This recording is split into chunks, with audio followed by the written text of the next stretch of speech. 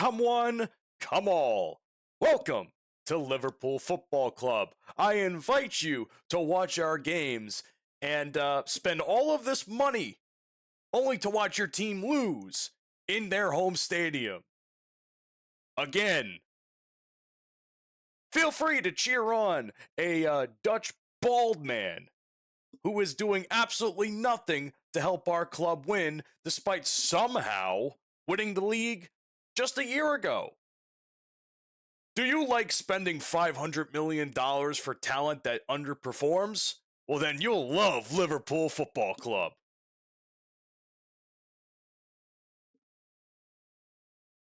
What the fuck are we doing, bro? What the fuck are we doing? Welcome to Liverpool Latest. That was all off the cuff, by the way. I have nothing to say. I can't say I should be upset, but I am upset. I expected this to happen. I kind of low-key wanted this to happen, but it doesn't change the fact that Liverpool once again snatched defeat from the jaws of victory. You know what I read just now before I hit record? We've only won 6 of our last 20 Premier League matches. 6. I don't know what the percentage of that is, but my mind is at that.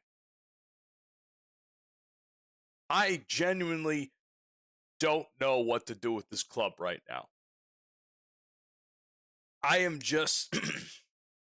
I expected nothing, and I'm still disappointed. It's like new levels of disappointment every single week. It's like rock bottom is here. Here's the core of the center of the earth. That's where I'm at right now.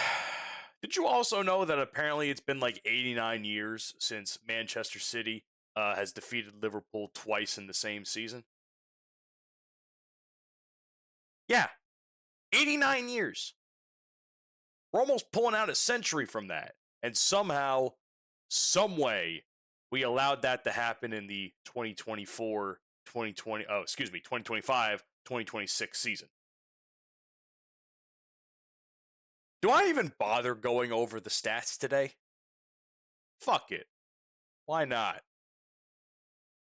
Both are pretty even on shots, with City just edging it out 16-15. Shots on target, 7-5, just easily edged out. Funny enough, we did not hold possession for a majority of the game. They beat us by 54%. They had more passes, they had better accuracy, we had less fouls somehow, some way, and we had less yellow cards. But that doesn't change the fact that City doesn't have a red card on their little tick mark, on the little what's it called, the box score. We got that. I'll talk about that in a few minutes. Also, let's not forget that we had 6 offsides, and I'm pretty sure half of them came from Cody Gakpo being painfully out of fucking position once again. And we had 5 corner kicks that resulted in absolutely nothing. I don't know what to do at this point. We're sitting at 6th place. 6th place. 39 points. Chelsea has 43. At this rate, we're never going to catch up to them. We're screwed. We're not going to. There's no way we're going to make Champions League football. I think that's a given. I would be shocked if we made Champions League football getting into the top 4 of the league. But we know damn well. We know damn well Arsenal is probably going to win at this rate. Now, City has to keep winning, and Arsenal has to bottle a little bit, but right now it's safe to say Arsenal and City are pretty much duking it out, and Villa is just kind of there in the middle of it all. So is Man United somehow. I can't tell you how many missed chances I saw over the course of this game. Now, keep in mind, this game was going on while I was at work, so I was kind of like pulled in a couple of different directions while also listening to the game in my headset. and everybody was wondering why I'm flipping out at the desk at my job, and they're saying like, "Are you all right?" I'm just like, "No, I'm watching soccer or football." Well, I had to say soccer because now they wouldn't know what I'm talking about. Also, very hilarious that two versions of football are happening today. Liverpool, which was football, uh, and then we have the Super Bowl going on. So, how much will I be disappointed by two versions of football today? And the only way that can happen is if the New England Patriots win a Super Bowl. I'll be very unhappy with that result. So, football, both versions of it, can very much ruin my day today. Anyway, back to our chances. There was some golden ones at some points in this game. There was I think there was at one point where we were playing like a solid 30 minutes or so in the first half. Not the first half, the second half. Ekatike gets this header that's like just misses it. Just misses. If he had gotten that sitter, man, this would have been a completely different game. So many of these shots on goal just didn't connect. Hell, even McAllister had a phenomenal shot towards the end of the match when we were already down, and it's an absolute shock that the keeper for City saved that. Genuinely shocked that he saved that, because it was like, if he had just missed it, this would have been a completely different ball game once again. But and I talked about the offsides. I don't know what the fuck Cody Gakpo is doing. Somehow, some way, I thought Ekatike was having problem with offsides. Somehow, some way, Cody Gakpo finds his way out offside like 2 or 3 times that I've noticed anyway, and fucks our chances at a press. There was an opportunity where Kirkez was trying to pass in the ball. He's offside. Then there was another really great opportunity that we had that was probably even better than the first one that I noticed.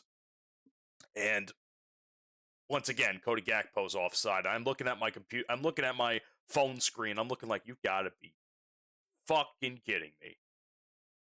Cody Gakpo, you stupid bastard. Stupid. Stupid. Lots of stupidity in this game.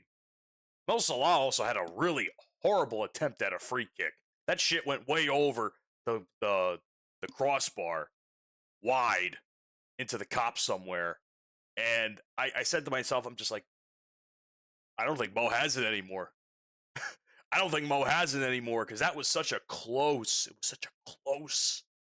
free kick that we could have just scored on, and somehow, some way, Mo just kicks it wide. Did you know that this was the first time, I think since the 2017-2018 season or something along those lines, that Mo didn't have a single goal involvement or some sort of statistic involving a goal?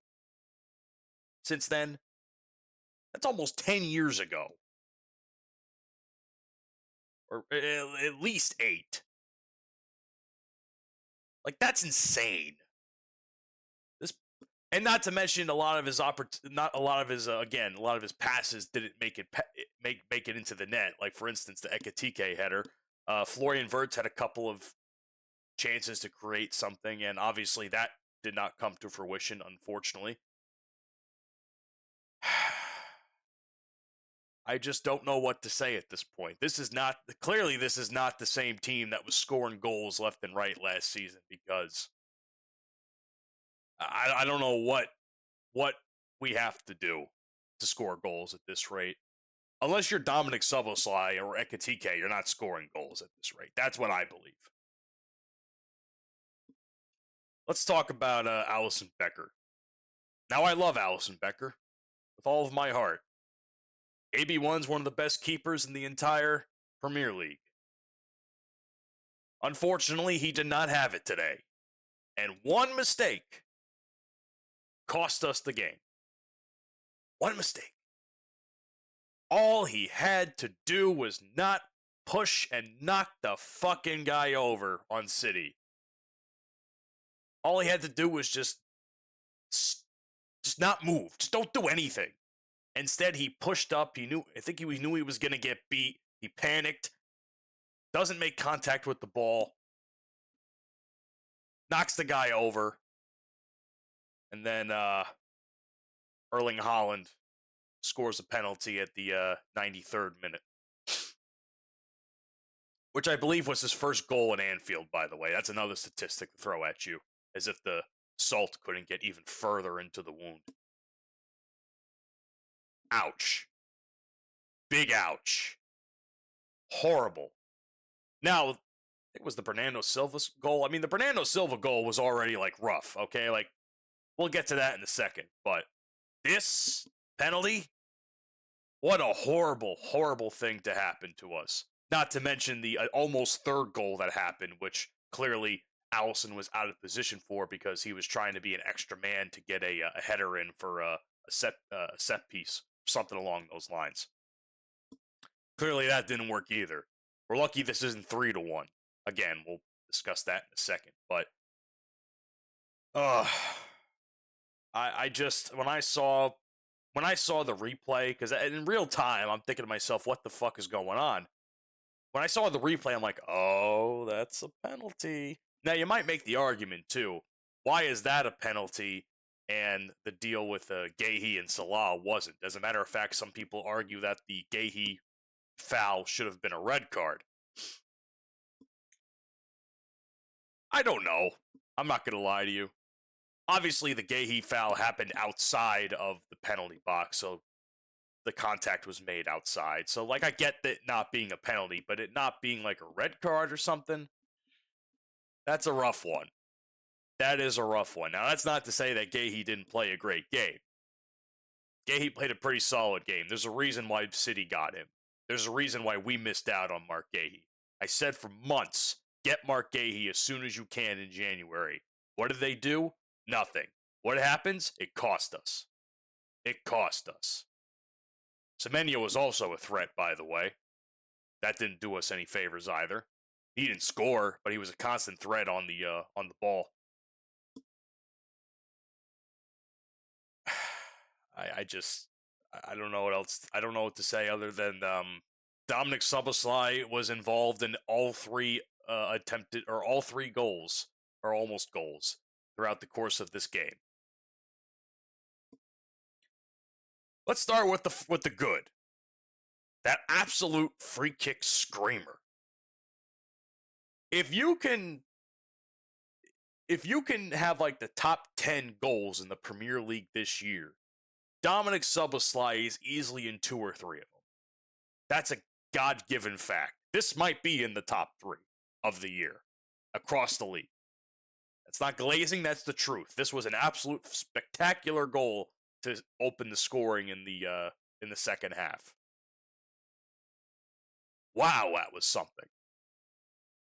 And just when it was the highest of highs, in the 74th minute, the lowest of lows happens when Bernardo Silva scores almost a little over 10 minutes later, or about 10 minutes later. And all because Dominic Szoboszlai is out of position. Now, I'm not really sure where this mental break came from. I don't know why he played it the way he did. Maybe he's thinking that he's a midfielder for a second. That's what I can assume. We've talked about this before. Dominic Szoboszlai is a natural midfielder. He was probably playing that position like a midfielder. And not as a right back or a full back. And that's what cost us. That's how Bernardo Silva gets that goal.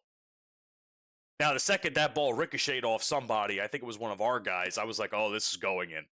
This is going in. Little did I know that Szoboszlai being onside was part of the reason for that. Damn, what a bummer that was. Okay, it's 1-1, right? How bad could it be? Oh, Alisson Becker causes a penalty. Great, now it's 2-1. Now, what should have probably been 3-1, an abysmal little dribbling piece of shit goal, turns into some massive controversy because as Haaland and Szoboszlai are running down the pitch, Szoboszlai first grabs Haaland's jersey. That's a foul. obviously. Whether it's a red card, I'm not going to lie to you. I'm not educated on these types of things enough to tell you whether or not that's a red card. It's certainly a foul. A straight red? Ugh. I don't know. I don't know why that's a straight red, personally speaking. I'm not saying this to glaze. I'm not saying this is favoritism for my team. I genuinely, if someone could explain to me in the comments why that is a red card, straight red card, I would like to know. Please.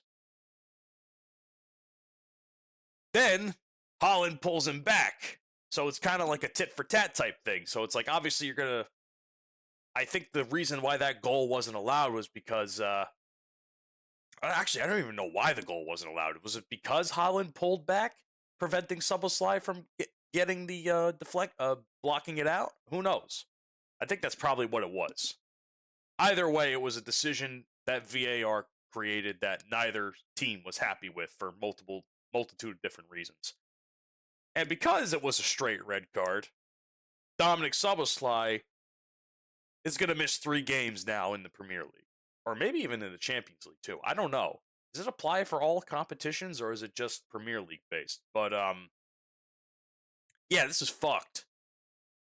We're fucked. Our best player on the field is now out for what could be 3 games.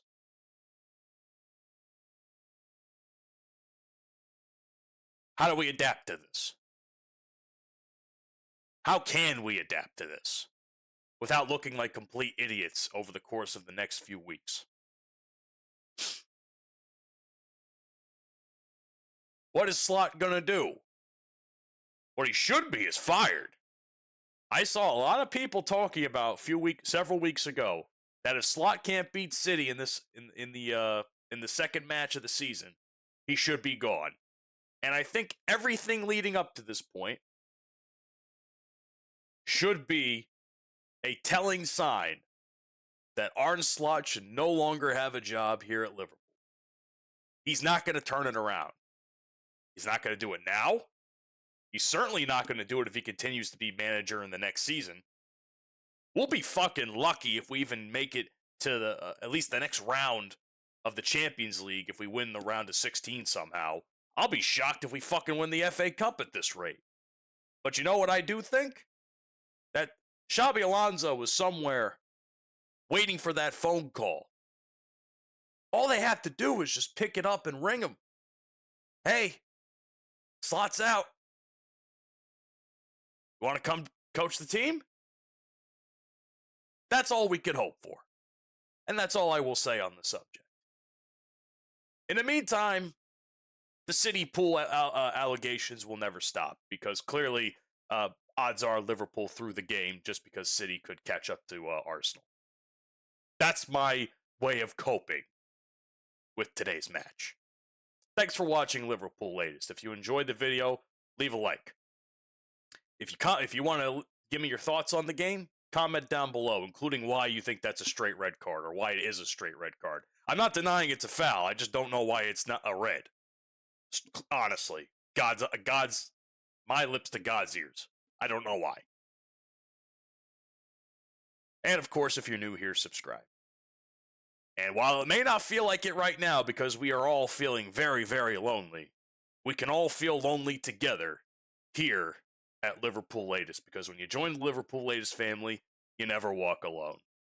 See you guys on the next one.